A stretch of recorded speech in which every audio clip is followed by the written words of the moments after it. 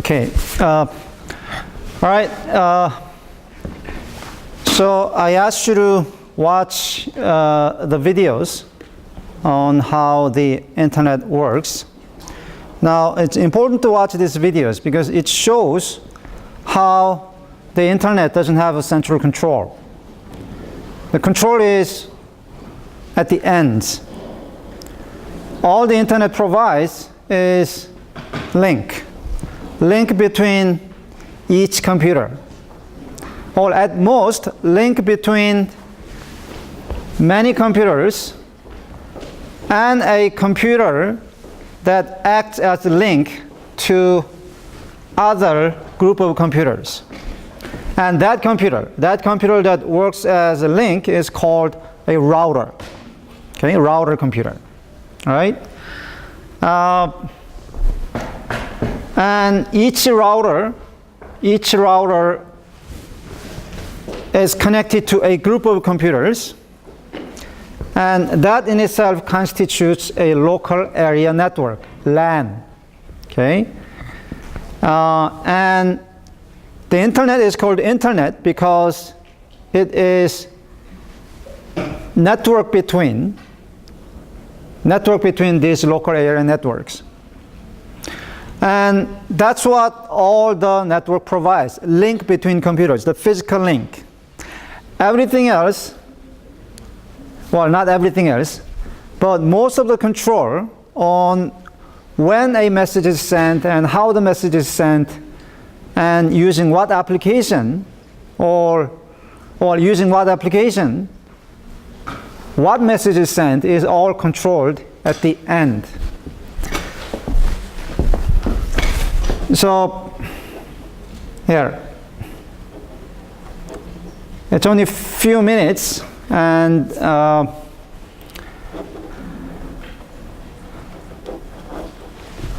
it's worth watching it. Speaking, and in this video I will actually explain you why an Ethernet frame has to have a certain minimal length.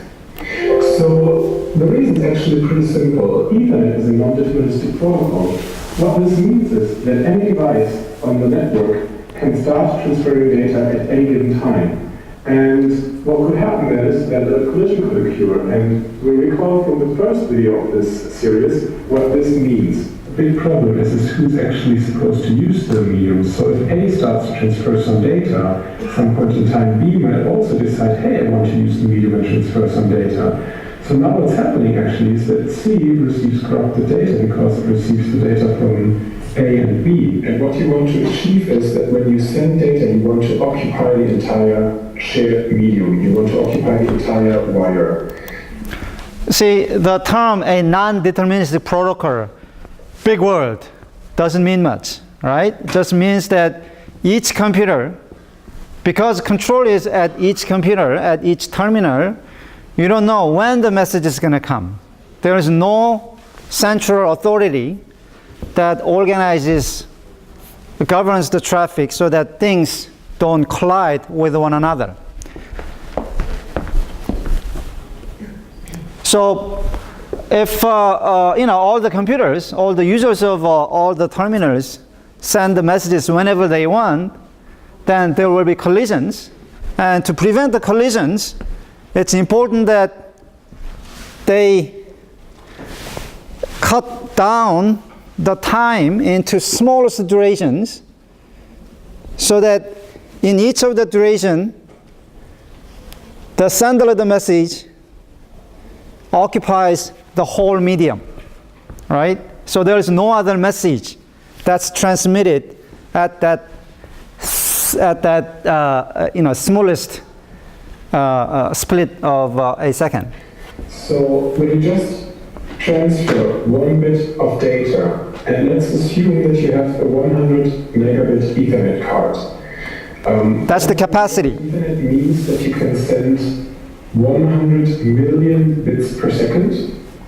And this means that for sending one bit, you have 10 nanoseconds of time. Basically, since transferring a bit over the cable means that you put an electromagnetic wave on the cable, the data spreads at the speed of light. And the speed of light is approximately something like 300 million meters per second. So you can multiply this with 10 nanoseconds, and what you see is that on a 100 megabit Ethernet device, within one clock cycle, the signal will have traveled something like 3 meters. And this means that if you only put one bit on the cable, and you want to really occupy the entire network and the entire medium, the medium has to be shorter than 3 meters. And obviously, this doesn't really make sense. If you consider using Ethernet in an office, you might have cables have to be as long as 100 meters or 200 meters. So what the inventors of Ethernet did is they said, well, let's just fight this problem by creating Ethernet frames that have to have a certain minimum length. What we already know from the last video is that the data section of an Ethernet frame has to be at least 46 bytes. So even if you only want to send one bit of data, you still have to have a data payload of 46 bytes. Additionally, there are 18 bytes for header and checksum, so this makes 64 bytes. Multiply this by 8 bits, which are in a byte, so you have 512 bits.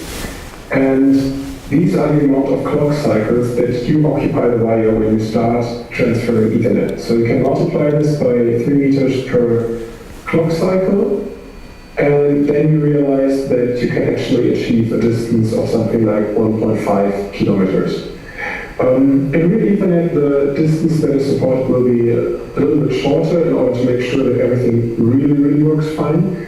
But what you could have seen from this video now is that you really want to occupy the entire cable all the time when you're sending. And of course, you could have achieved this in various ways. You could have made the cable shorter, you could have made the packages longer, you can also change the clock frequency, so the amount of bits that you would be able to transfer per second. And all of this stuff actually is something that we can calculate. The only thing that you obviously cannot change is the speed of light. I hope this video was helpful for you, and in the next video we'll actually learn how you can use this occupation of the entire medium in order to detect collisions and make the last part or the last requirement of Ethernet actually really work. So I am René Pickard speaking, and this video is part of the Web Science MOOC. Okay, so you understood everything, right? Yeah, you did all the math? How sending just one bit at a time, to prevent collision, the sender has to occupy the entire medium, right? Then the link, that one cable, if it's just one bit, right? If it's just one bit, the length of the cable can be only 3 meters, right? So that's why the package has to have minimum length. So each data packet has to have some minimum size, so that in trying to occupy the cable doesn't has to be that short, right? The cable has to be long to connect many computers on your local area network. So even if you didn't understand some math here, you can just watch it again, right? What's important is the next video.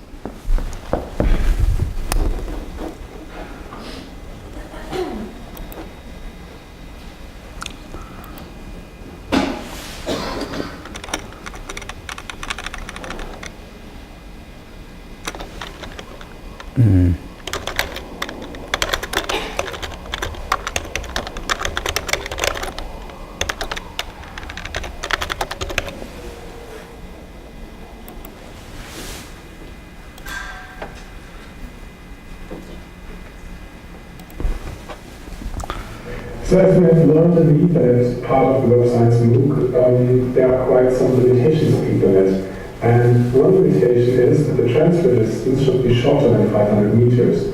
So if you want to create a network that's global... See, the cable cannot be longer than 500 meters, because if it's longer, the sender cannot occupy, it's difficult for the sender to occupy the entire length, because the signal travels at a limited speed. Well, it's a limited, but it's really fast. It's a speed of light, but still it is limited speed, right? That's why the cable of a local area network cannot be more than 500 meters. So I don't know whether there is a new technology, but at this classical technology, the network that's connecting all your PCs in your libraries, in your classrooms, these computers, the single cable connecting all the computers has maximum length of 500 meters. This spans the world. Obviously, you cannot create just one big Ethernet network. So as you can see here, you have geographically distributed networks, and those networks should be interconnected to each other. So you have really small networks that can just act locally in a certain region, and you want to interconnect those networks as is discussed here on this visualization.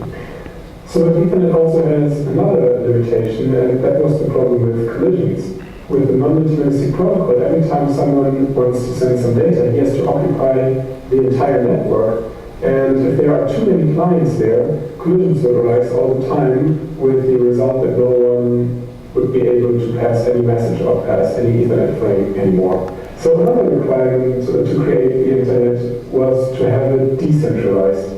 When the Americans decided to create this communication system, they mainly created this for military reasons. And they already knew that if you have one single spot where all communication goes through, it's very easy to attack this spot, and then your entire communication doesn't work anymore. So we recall a picture of the networks that we have connected in the beginning of the video, and you can see if a little network like the 141 network fails, still all the networks would be at least with some route connected to each other.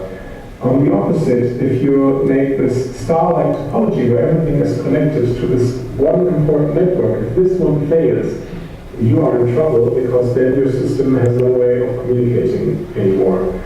So to sum this up, the Internet was designed to connect local area networks.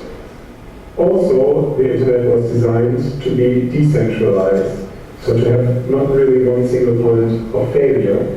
And it was also designed to fragment local area networks, so if too many hosts are on a local area network, you could separate those networks. And in order to achieve all those things, the Internet protocol was designed.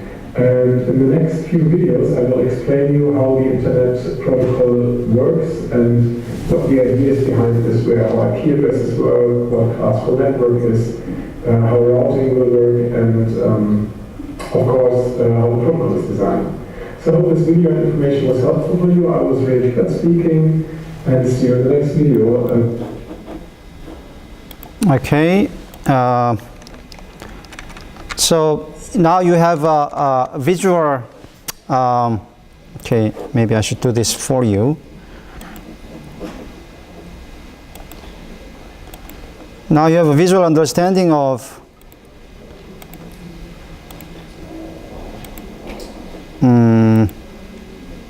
okay.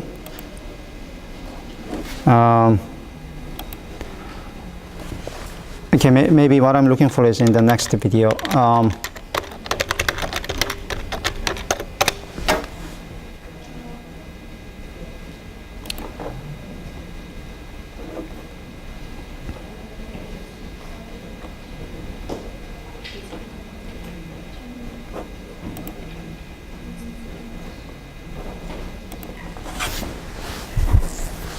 By creating the Internet, we created a decentralized system to give us a fast way of communication.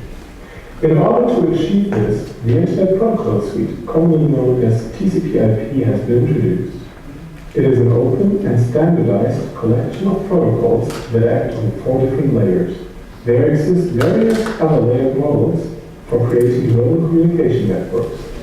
Besides the Internet Protocol Suite, there is the OSI model. Even though most people will tell you that you can map various layers of the OSI model directly to the Internet Protocol Suite, this is not completely true and subtle differences exist. Let us now summarize the 4 layers of the Internet Protocol Suite. The first layer, the link layer, is a group of methods or protocols that only operate on a host's link. The link is the physical and logical network component used to interconnect hosts, terminals in the network, and the link protocol is a suite of methods and standards that operate only between adjacent network nodes of a local area network segment or a wide area network connection. As an example, we learned how Ethernet worked on a local area network. The second layer, the Internet layer, is a group of Internet working methods, protocols, and specifications that are used to transport datagrams, also called packets, from the originating host across network boundaries, if necessary, to the destination host, specified by the network address, which is often the IP address, which is defined for this purpose by the Internet Protocol. The Internet layer derives its network address, which is often the IP address, which is defined for this purpose. This is network boundaries, if necessary, to the destination host, specified by the network address. So this is the picture I wanted to show you, how the internet is connected to each other. So each group of computers forms a local area network, and for each network, there's one computer, a larger one, that connects to other networks. And that's called a router, right? So if you try to send a message from one computer to that other computer, it has to go through the router here, right? And then this router is not directly connected to that network, right? So, you know, that network, the number, whose number starts with the 205, right? If you want to send a message, if you are using a computer on this network 67 and want to send an email to somebody connected to the network 205, it will have to go through router, this router here, and then this router here, and then it can arrive at the destination computer. So it has to make 2 hops, right? To its own router, next network's router, right? Now, it's possible that if all the computers are connected, this router, instead of sending it here, it may send it over there, right? Now, when the router receives a packet, a data packet, to which neighboring router it will, or to which neighboring network it will send the information, or it relay the data packet, is determined by what's called a router table. So each router computer has a list of networks, list of neighboring networks that it can send data to, and depending on what the destination is, it sends to different neighboring router. Which is often the IP address, which is defined for this purpose by the Internet Protocol. The Internet layer derives its name from its function of facilitating Internet working, which is a concept of connecting multiple networks with each other through gateways or routers. The third layer, the transport layer, provides end-to-end communication services for applications within the layered architecture of network components and protocols. It also provides convenient services such as connection-oriented data stream support, reliability, flow control, and multiplexing. As its most prominent example in this course, we have been introduced to the transmission control protocol, which serves exactly the mentioned purposes. The fourth layer is called the application layer. It is an abstraction layer reserved for communications protocols and methods designed for process-to-process communications across the Internet Protocol computer network. Application layer protocols use the underlying transport layer protocols to establish process-to-process connections via ports. We have seen the domain system as one very central application of the Internet. A much older example would be email. Even though the layers are separated in theory, there are many services and protocols that act on various layers. The address resolution protocol is an example which connects the link layer and the Internet layer. The resolution protocol is a theory, and the domain system as one process-to-process. So there are 4 layers here: application layer, transport layer, internet layer, and link layer. And link layer is where the physical connection is provided. If you think of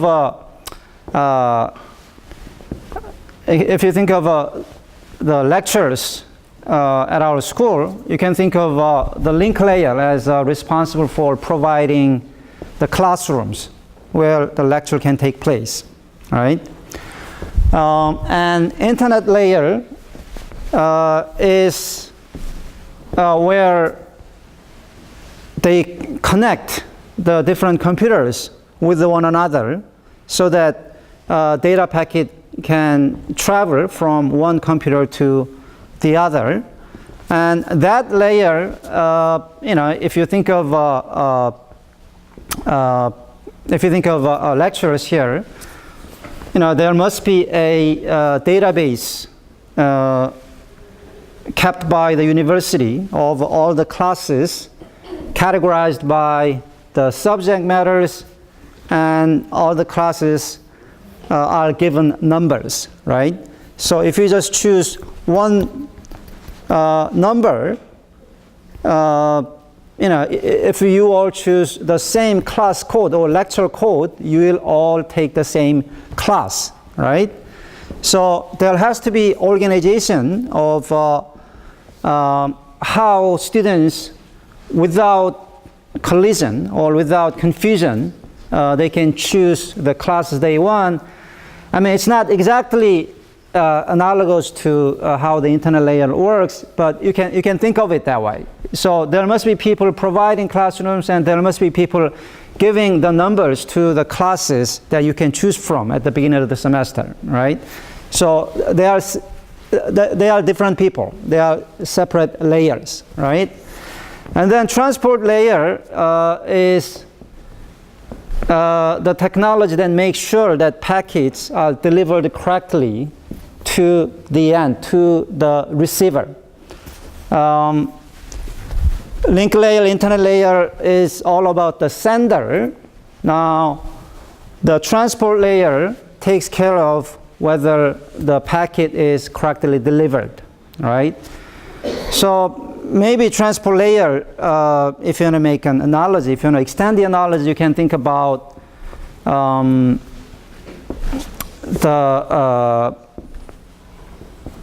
people responsible for doing class evaluations at the end of the semester, right? So all those people should be also independent of people providing classrooms and people giving numbers to different lectures, numbers or different codes to different lectures. And application layer is like us, professors, teachers, who provide the content, right? So different things can happen at application layer. You can send an email, or you can set up a World Wide Web, right? You can put the content on the computer so that all other people can come look at it, right? So all those functions, whether those functions will be used are decided, again, independently of the lower layers, right? All those decisions are made at the application layer independently of what has been done in the lower layers. Communications across the Internet Protocol computer network. Application layer protocols use the underlying transport layer protocols to establish process-to-process connections via ports. We have seen the domain system as one very central application of the Internet. A much older example would be email. Even though the layers are separated in theory, there are many services and protocols that act on various layers. The address resolution protocol is an example which connects the link layer and the Internet layer. Network address translation is using information from the link layer like MAC addresses, the Internet layer like IP addresses, and the transport layer like port numbers in the protocol on the application layer, which is usually split into segments, which are encapsulated into TCP segments connection. This router networks for all the assuming this is on which truth is a markup relation and not all the name which would scale hypertext transfer protocol HTTP. It is a request response protocol primarily designed to transfer HTML documents, but could also be used to transport any other file.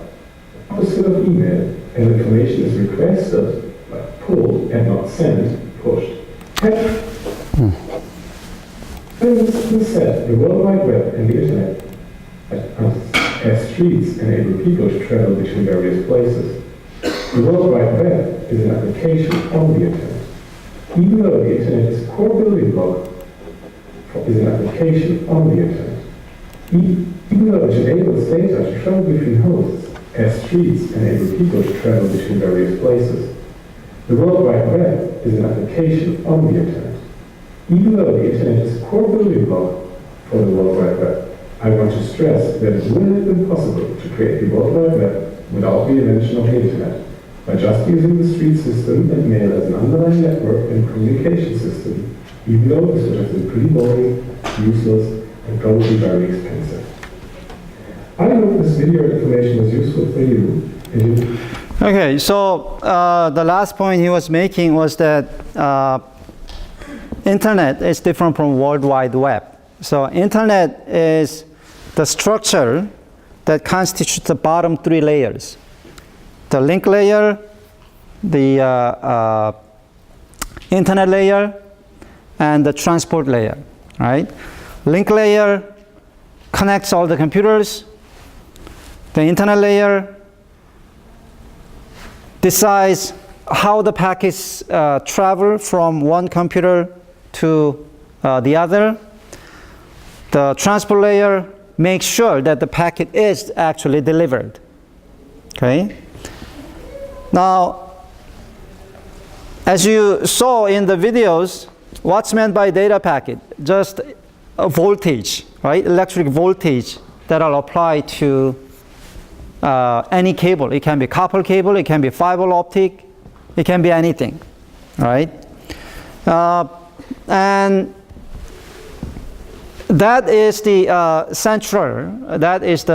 central structure of the Internet. And World Wide Web is the application. World Wide Web is a program that's placed on top of that structure called the Internet, right? And using the World Wide Web, because people decide to build the World Wide Web over the Internet, people in different parts of the world can upload content so that people in all other parts of the world can look at the same content at the same time, right? We didn't have to build World Wide Web. We could have just used the Internet just for email, sending private messages to selected people. But by building World Wide Web, we decided to give powerless individuals power to publish something for the whole world to read and view, right? So that is how the Internet and World Wide Web works. And then we have to come back to the question of whether accessing the Internet should be considered, should be treated like, or access to the internet should be treated like having access to water, gas, electricity, or should internet be treated like, banking services or restaurant services, right? Where the service providers can refuse services and goods to some customers and pick and choose their customers, right? Having watched the videos, what do you think is going to happen if internet is treated like restaurants and banks, where the connection providers can pick and choose the customers?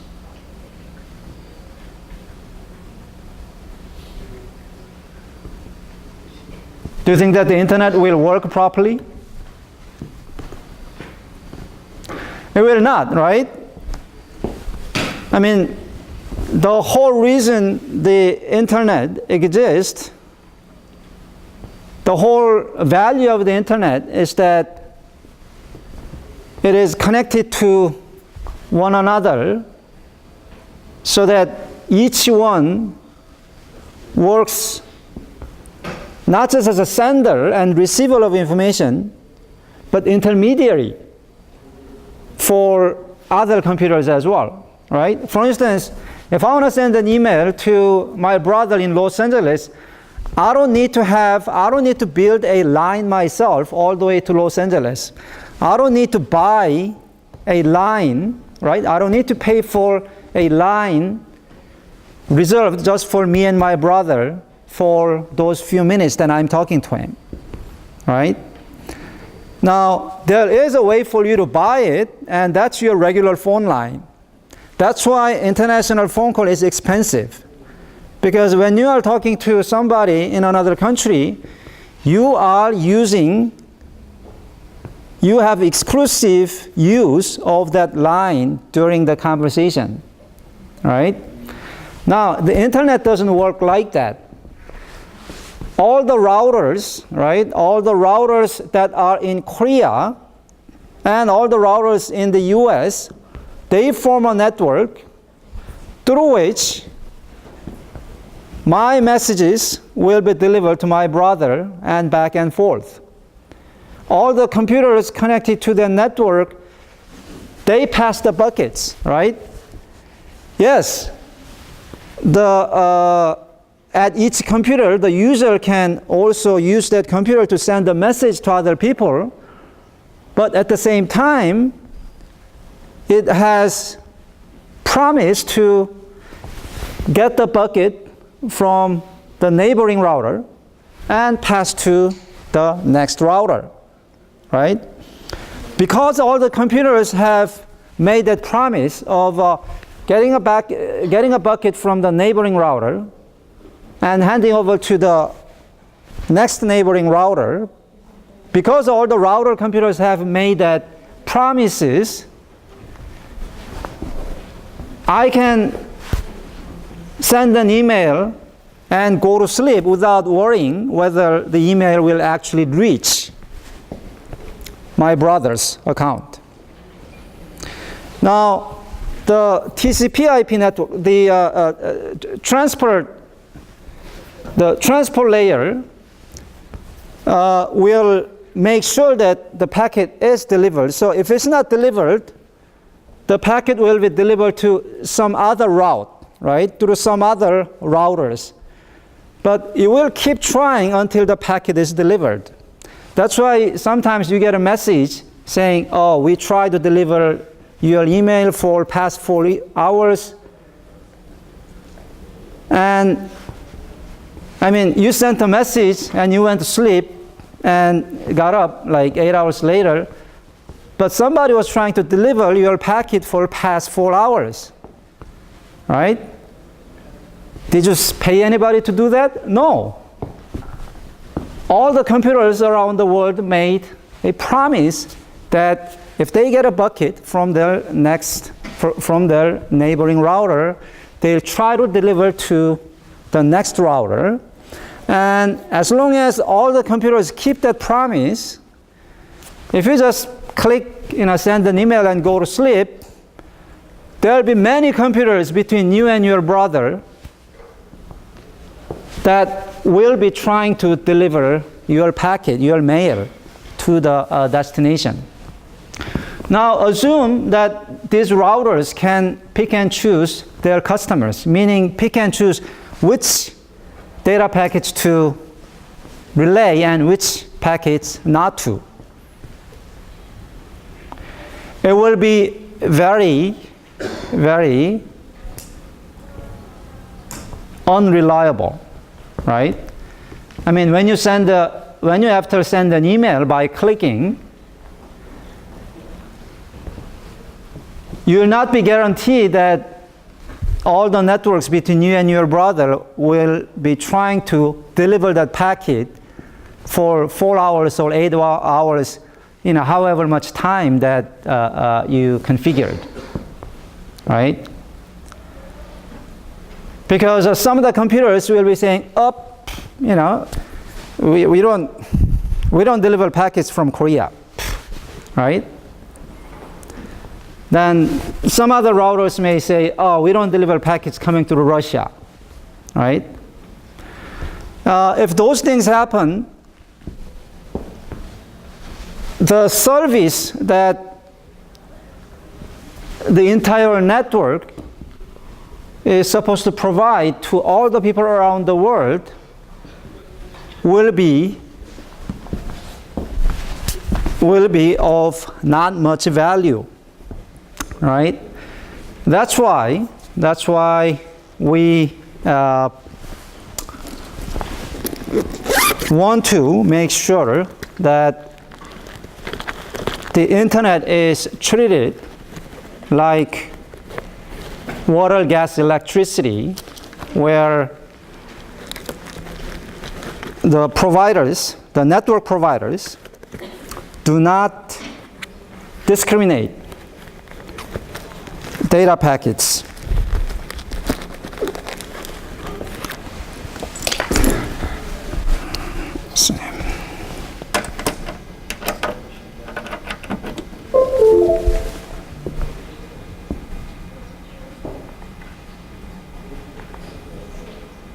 Okay, let me put back on the PowerPoint that we were looking at. Let's see.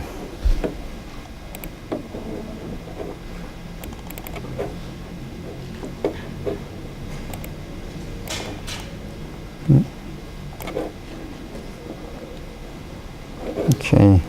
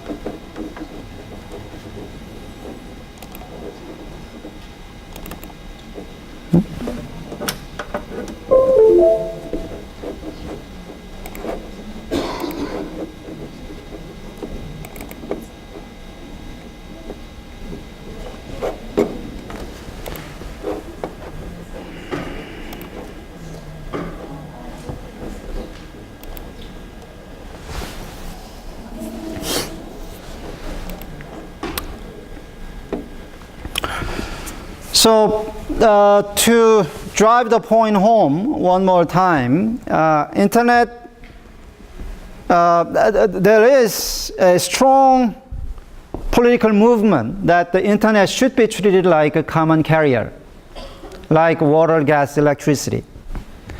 I mean, not in the sense that, it has to have the price of water, gas, electricity, or that, not in the sense that internet is a necessity of life, like water, gas, electricity, but in a sense that the providers, once the network is set up, the network providers should not discriminate which package to deliver and which package not to.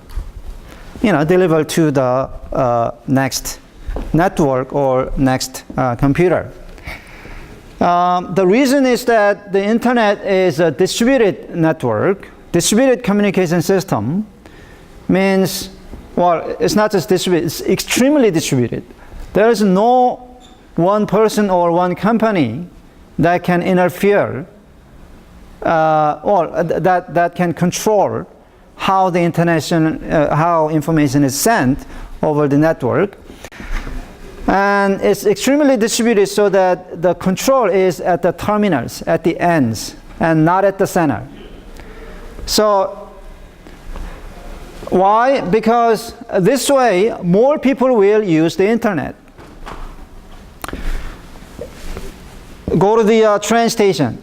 Why do so many people go to the train station? If the train station has trains that transport people only for certain purposes, for instance, okay, there's a train that will take you from Seoul to Busan only for say family functions, right? Or let's say there's a train sitting in Seoul station waiting only for soldiers going back to the military bases. If the trains can pick and choose which customers to take, not many people will go to the train station to get on those trains. They get on the trains because they will not be discriminated on the basis of what they're going to do when they get off. For what purposes they'll make the trip. All the trains need to do is just deliver people from point A to point B, and no discrimination, no question asked what they're going to do through the trip, or after the trip, or before the trip, right? That's why trains become popular. Now, some people, thought that trains are still inconvenient because it discriminates people based on how close people live near the station. That's why the trains were invented and used earlier, and later people started using the smaller forms of transportation, automobiles. Why? Because, well, people thought, hey, I want my car to be ready to take me from my home right here to my family's in Busan, door to door. Okay?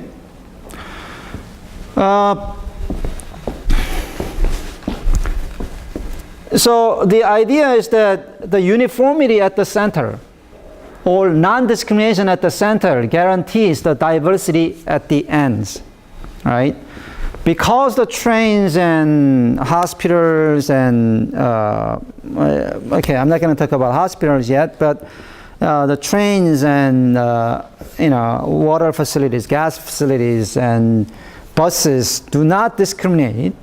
They just uniformly provide service to everybody so that a lot of people use those systems for different purposes, right? So there is a diversity of people using those services, and the same thing with the internet. Because people could attach whatever devices they want to the internet and could send whatever messages they want to, and could send to whoever they can choose to. Because the control is at the ends and everybody can control the communication, coming from or coming to him or her that, because of that freedom, so many people are flocking to the internet. As some of you are surfing the internet right now, why do everyone wants a smartphone? Because they can surf the net. Well, you don't necessarily use World Wide Web. You use other apps as well, other applications than the World Wide Web. Kuocw Talk is not exactly on the World Wide Web. It is another app that connects different people. But there are just so many apps that people can use on the internet. And it is under this non-discrimination rule that the internet's equalizing potential is achieved because it guarantees freedom and diversity to all the powerless individuals using it. Just as one person can speak to the whole world through his Twitter account,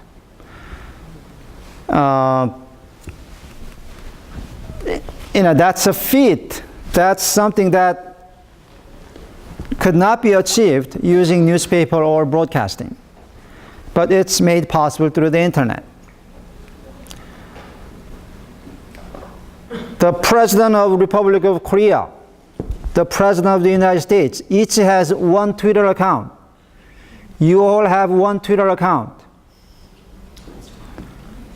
And there is no difference. There is nobody prohibiting. There is nobody giving the presidents more power than giving you. Right? How many people follow those accounts are decided by you, the individual users. If Barack Obama has 2 million followers, it's not because the president ordered them to follow him. It's because so many people voluntarily follow them. If you put on some, killer YouTube video on your Twitter, you can get 1 million followers yourself.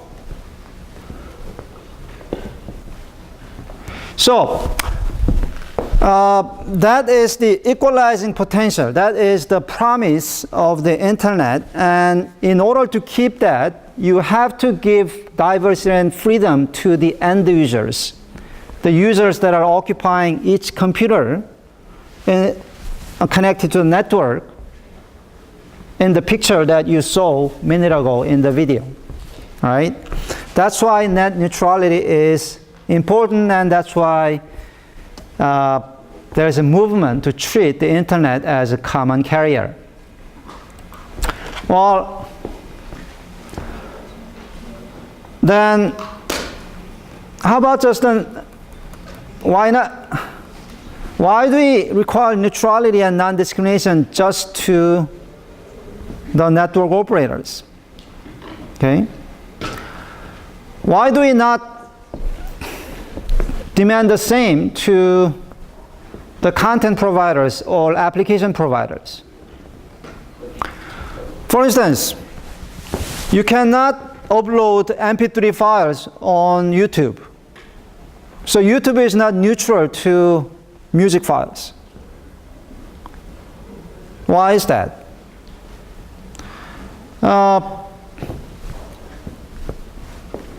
And when you are on Twitter, you cannot upload a message that's longer than 400 characters.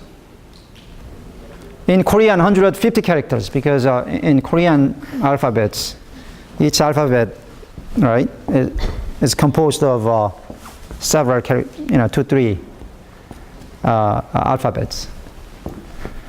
So there is a discrimination against longer messages, right?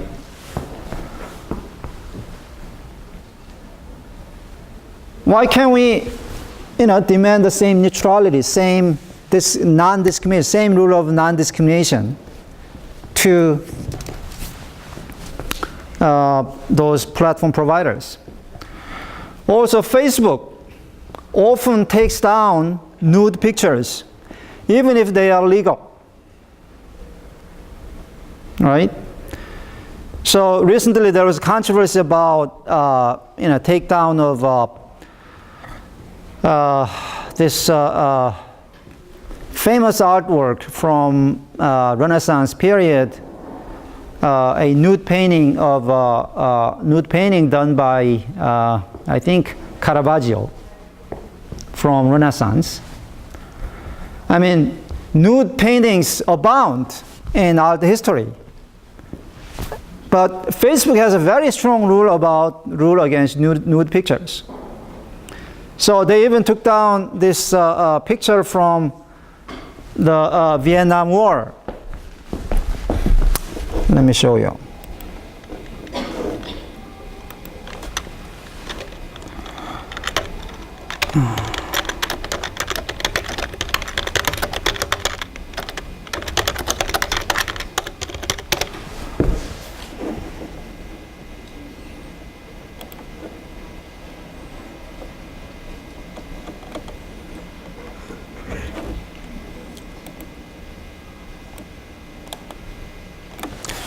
This picture, famous picture. Sorry. This is Espen Eidel-Hansen. He's the editor-in-chief of ACT. This is a famous picture, a famous photograph from the Vietnam War. Showing how detrimental the war is for children, families. Because the villages were just hit by napalm bombs, unloaded, not by Viet Congs, but by the US Air Force.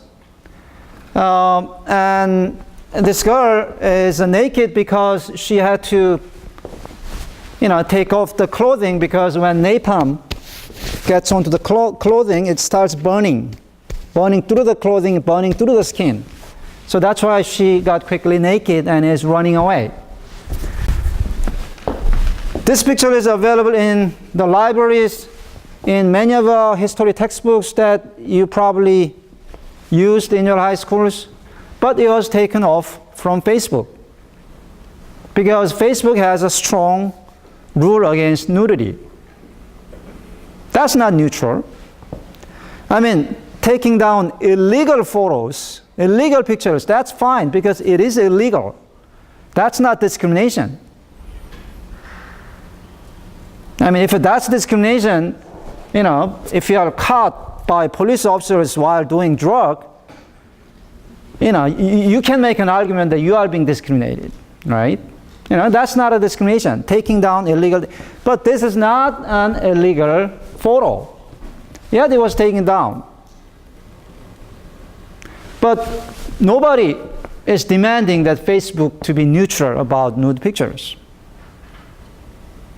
What's the difference between network providers and Facebook, Twitter, these other companies that provide contents and apps? They are at the higher layer. Do you remember the 4 layer? Link layer, internet layer, transport layer. The bottom 3 layers are provided by the network providers. So telcos like Verizon, AT&T, T-Mobile. Okay, anyone can name network providers in your home countries? Cox, Verizon, Yes. Sprint. Yes. I guess. From Hong Kong? No, from the US. Oh, from the US. Okay, wow. Now, there are other networks in other parts of the world. Yes, Sprint is also a big one. So those companies provide the physical network that data pass through, And they are required not to discriminate among data packets, but the application providers, content providers who are playing on the upper level of the network, they are freely allowed to discriminate. YouTube is freely allowed to discriminate against music files. Facebook is freely allowed to discriminate against nude pictures. Twitter is freely allowed to discriminate against messages longer than 400 characters. Why this difference?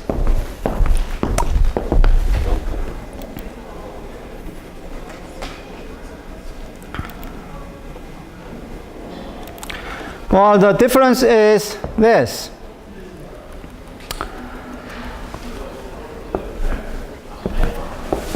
These content providers and app providers, they are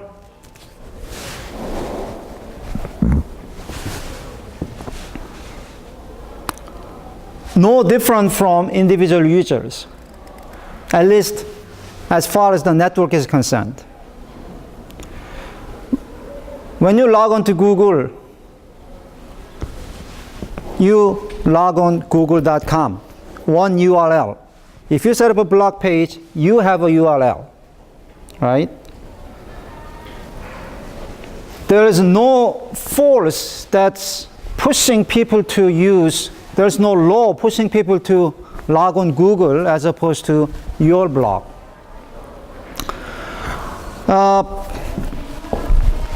But why do people go to google.com to do search? Well, because they can discriminate, because they can innovate, because they can experiment with different software and different data processing models, and sometimes different business models. Same thing with Facebook and Twitter. It's because they are allowed to innovate and set up different software at the ends that people flock to use them. And that innovation at the end is actually the purpose of net neutrality. Net neutrality, the rule of non-discrimination is there, or you ban discrimination in the middle so that people at the end can discriminate in whatever they want. Just like, how you send your message, you are also discriminating, right? Let's say you are a Clinton supporter. On your Twitter account, you will write only pro-Clinton messages. You will not write pro-Trump messages. See, your freedom to discriminate against pro-Trump messages is protected because the network delivering your messages does not discriminate whether you are writing pro-Trump message or pro-Clinton message. So now you should understand how the uniformity at the end, or uniformity in the middle, or non-discrimination in the middle, guarantees and protects the diversity and freedom at the ends, and all of you are at the ends. Google, Facebook, Twitter, all your Twitter accounts, Twitter users, Facebook, you are all at the ends, and you can be discriminating as much as you want. Thanks to what? Thanks to the rule that the network provider or the network operators connecting all of you will not discriminate whatever messages or applications you are using or sending. Okay, I think we have to have one more class on net neutrality. So read again the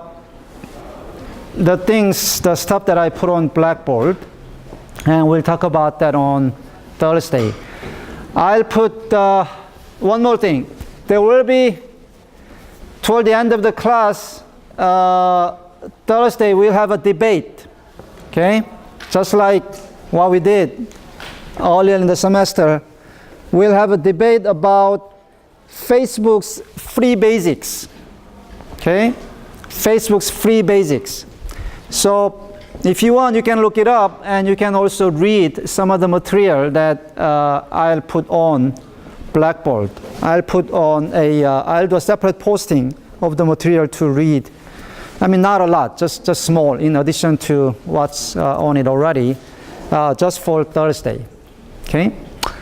All right, I'll see you Thursday. Thank you.